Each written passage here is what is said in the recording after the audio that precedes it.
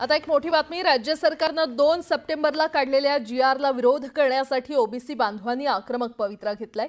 मुंबई ते नागपूर आंदोलनाचा धडाकाच लावण्यात आलेला आहे। नागपूरमध्ये शुक्रवारी ओबीसींचा मोर्चा आयोजित करण्यात आलेला आहे। तर 2 सप्टेंबरचा जीआर हा काळा जीआर असल्याने तो रद्द करण्यासाठी आंदोलन तीव्र करण्याचा इशारा विजय वडेट्टीवार यांनी दिलाय। यशवंत स्टेडियम इथपासून हा मोर्चा सुरू होणार आहे।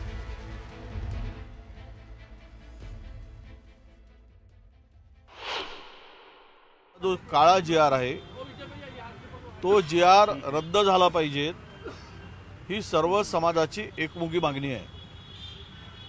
ज्या प्रमाणामध्ये घुसखोरी करण्यासाठी सरकारने महायुतीच्या सरकारने जो जीआर काढला आणि ओबीसीच्या मानेवर सुरी चालवण्याचं पाप करत आहे, त्यामुळे जनतेमध्ये प्रचंड आक्रोश आहे।